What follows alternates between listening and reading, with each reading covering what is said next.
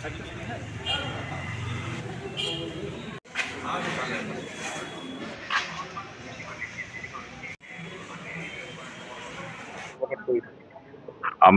মূল দাবিটা হচ্ছে যে আমার ইয়ার আগতে আপনার যেটু ক্যাবিনেট ডিসিশন হয়েছিল অসম সরকারের তেওঁলোকে 1653 জন কর্মচারী আমাক রেগুলারাইজ করব লাগে বলে কইছিল।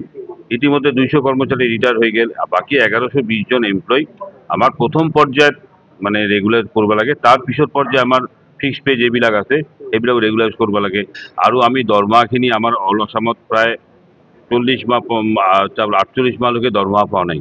পূজার আগত আমি সরকারক রিকোয়েস্ট করছো, বিনম্র অনুরোধ করছো মহামান্য চিফ মিনিস্টার মহাশয় যাতে আমার দরমহাখিনি পূজার আগত মুকলি করে দেয়। আজি হরিজন কর্মচারী বিলাকে বিভিন্ন সমস্যার জর্জরিত, হরিজন কর্মচারী বিলাকেও মানে মূল সমস্যার মানে আমি ওই করি আছো। এই কারণে আৰু অলপতে সৰকাৰে কি কৰছে আমাৰ নতুনকৈ ইঞ্জিনিয়াৰ আৰু একাউন্টেন্ট এপয়েন্টমেন্ট দিছে। এই যাতে আমাৰ ইঞ্জিনিয়াৰ মাখাই আৰু আমাৰ একাউন্টেন্ট মাখাই ৰেগুলাৰ হওয়া নাই, আৰু নতুন কৰে যদি দিছে ইহঁতৰ দৰমহা তো কোনে দিব। এইটো আমি তীব্র প্রতিবাদ করছো আমার অসম পৌর কর্মচারী সংস্থার, যে আমার দাবিটো যদি না মানে তেনেহলে ইহঁতকে এপয়েন্টমেন্ট দিয়াটো বন্ধ করবা, জয়েন করবা কারণে আমি মানা করছো। এইটো হচ্ছে আমার মূল দাবি।